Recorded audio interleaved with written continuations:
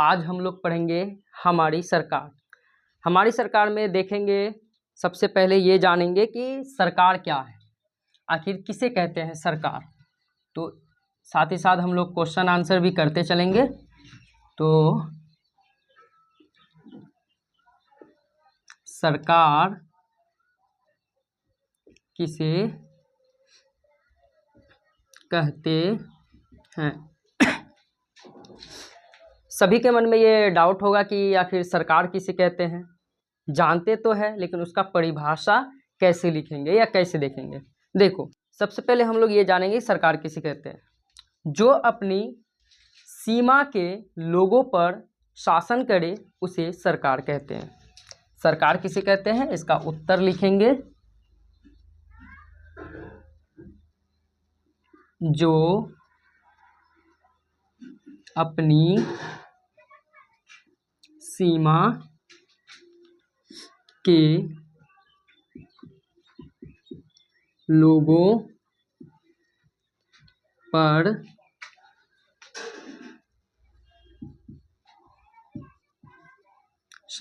लोगों पर शासन करता है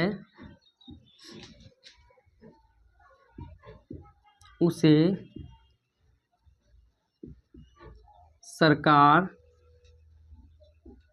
कहते हैं। जो अपनी सीमा के लोगों पर शासन करता है उसे सरकार कहते हैं।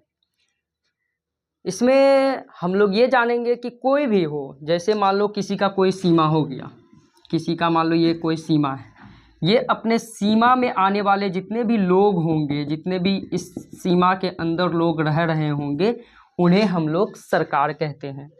ये पूरे लोगों पर शासन करेगा, तो ये जो पूरे सीमा के अंदर, जो अपने सीमा के अंदर के लोगों पर शासन करता है, उन्हें हम सरकार कहते हैं। अब हम लोग जानेंगे कि सरकार का काम क्या है।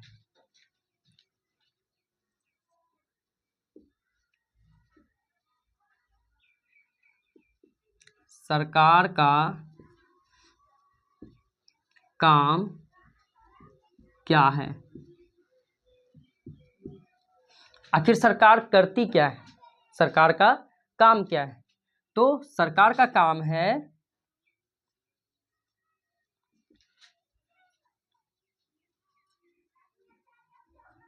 अपने सीमा के लोगों का पूर्ण रूप से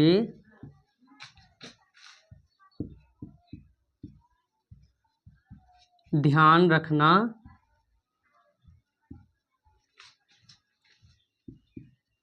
एवं अपनी सीमा का सुरक्षा करना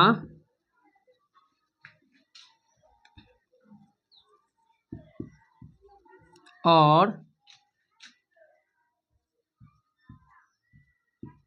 दूसरे देशों से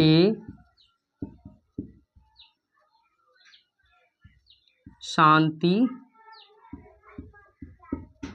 पूर्ण संबंध बनाए रखना। देखो, अगर सरकार का काम देखें तो इसमें हम लोग देखेंगे कि सरकार का काम होता है अपने सीमा के लोगों का पूर्ण रूप से ध्यान रखना एवं अपनी सीमा का सुरक्षा करना और दूसरे देशों से शांतिपूर्ण संबंध बनाए रखना, ये सरकार का काम होता है। और भी इनके काम हैं, जैसे कि स्वास्थ्य का ध्यान रखना, या फिर प्राकृतिक विपदा आ गया तो उसको राहत सामग्री पहुंचाना। तो ये सारा का सारा देख रेख करना ही ये सरकार का काम होता है। अब देखो, जब हम लोग इतना देखें तो कुछ ना कुछ नियम से चलता होगा, कानून से चलता होगा ये पूरा का पूरा देश, तो देश प्रदेश कोई ना कोई नियम और कानून से चलता है। तो आखिर ये नियम और कानून बनाती कौन है? तो यहाँ देखेंगे कि नियम या कानून बनाने का काम कौन करती है? चल, नियम या कानून बनाने का काम कौन करती है? तो जो नियम या कानून बनाने का काम करती है उसको बोलते हैं व्यवस्थापिका।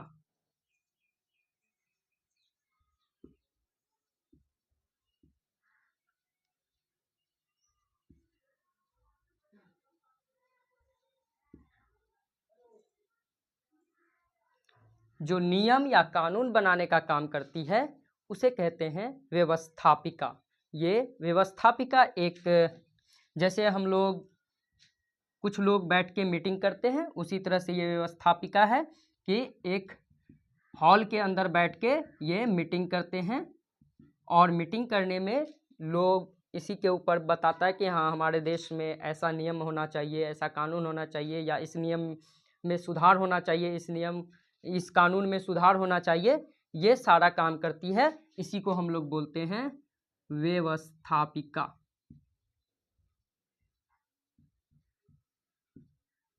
इसी को हम लोग क्या बोलते हैं? व्यवस्थापिका। तो आशा है कि समझ में आया होगा व्यवस्थापिका। ठीक, तो अब हम लोग देखेंगे कि बनाए गए नियम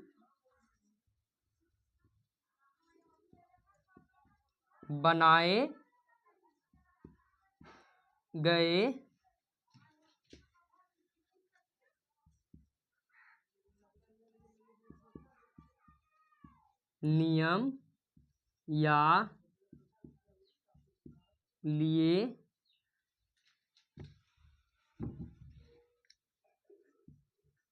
गए निर्णयों को सबों पर लागू कौन करता है? अब देखो, नियम तो बन गया, तो बनाए गए नियम और लिए गए निर्णयों को जो सबों पर लागू करने का काम करता है वो करता है कार्यपालिका।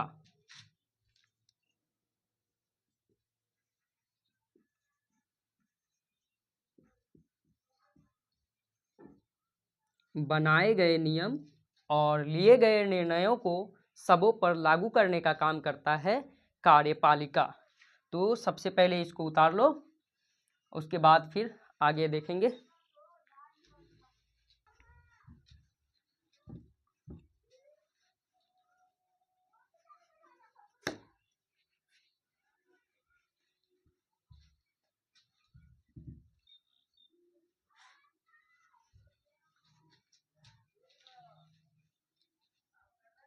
चल, तो हम लोग देख लिए कि नियम बन गया। अब हम लोग देखेंगे कि देश क्या है और प्रदेश क्या है। मान लो देश हम उसे कहते हैं जिसका अपना झंडा होता है, अपना शासन होता है और अपना नियम अपना कानून होता है, उसे हम देश कहते हैं। और प्रदेश उसे कहते हैं जो उस देश, किसी भी देश के अंदर आता है, उसी देश का शासन और उसी देश का झंडा को अपनाता है और उसी देश के नियम और कानून पर चलता है, उसे हम प्रदेश कहते हैं। जैसे कि राज्य, देश को अगर हम देखें तो देश जैसे कि भारत और प्रदेश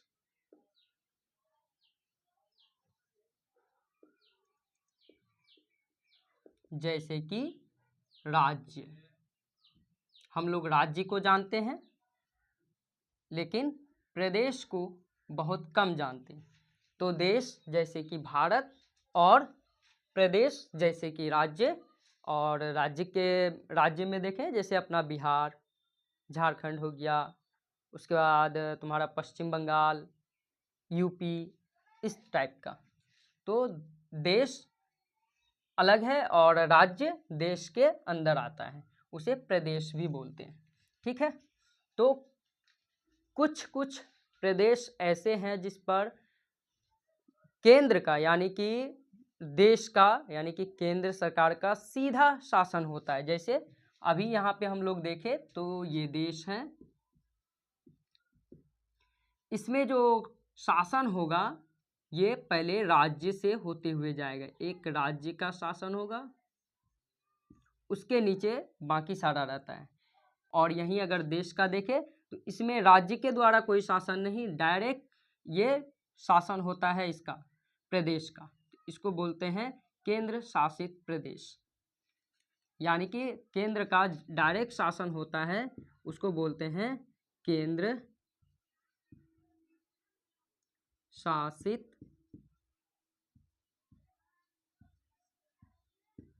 प्रदेश।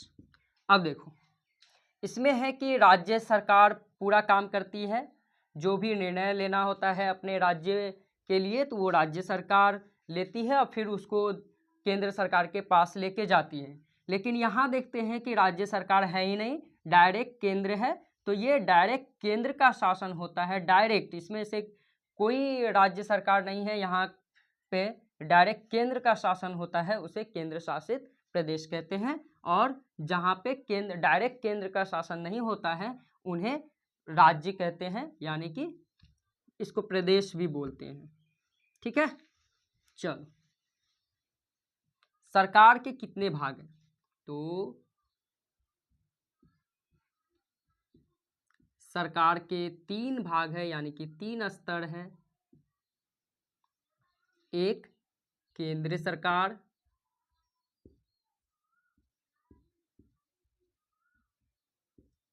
दूसरा राज्य सरकार,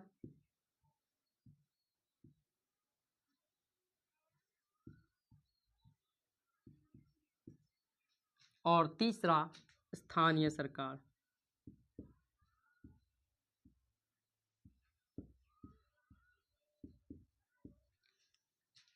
ये सभी सरकार के यानी कि स्तर हैं। एक पहला स्तर अगर हम लोग देखें तो केंद्र सरकार है, उसके बाद दूसरा स्तर राज्य सरकार और तीसरा स्तर स्थानीय सरकार। सब का अपना अपना काम है, अपने अपने सीमा का सुरक्षा करना, सीमा के अंदर जो भी काम है वो अपना देखते रहता है हर सरकार, पूरा सरकार। तो हम लोगों ने देखा कि सरकार के 3 स्तर होते हैं, केंद्र सरकार, राज्य सरकार और फिर स्थानीय सरकार। चल ये समझ में आ गया। अब हम लोग जानते हैं कि लोकतंत्र किसे कहते हैं और राजतंत्र किसे कहते हैं।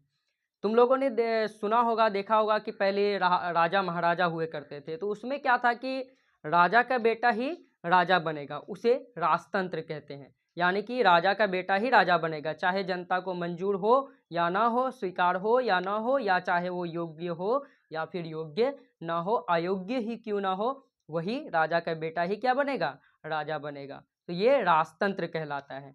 और लोकतंत्र उसे कहते हैं जो लोगों के द्वारा चुना गया सरकार आता है, उसे लोकतंत्र कहते हैं। जैसे लोगों के द्वारा चुन के सरकार को भेजता है, ये लोकतंत्र है, और वो राजतंत्र है। तो ये थोड़ा सा डिफरेंट होता है लोकतंत्र में और राजतंत्र में। समझ में आया? ठीक, यानी लोगों के द्वारा चुना गया सरकार को लोकतंत्र कहते हैं, और जो लोगों के द्वारा नहीं चुना जाता है, डायरेक्ट वंशानुगत आता है, उसे राजतंत्र कहते हैं। समझ में आ गया? चलो, तो यहाँ पे हम लोग देखेंगे कि महिलाओं को वोट देने का अधिकार कब और कहाँ प्राप्त हुआ। यानी कि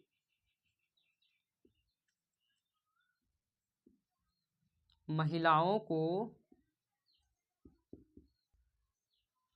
यहाँ हम लोग देखते हैं कि महिलाओं को वोट देने का जो अधिकार प्राप्त हुआ वो 1902 में ऑस्ट्रेलिया, 1920 में अमेरिका, 1928 में इंग्लैंड और 1945 में फ्रांस में महिलाओं को वोट देने का अधिकार प्राप्त हुआ था। उसके बाद हम लोग देखें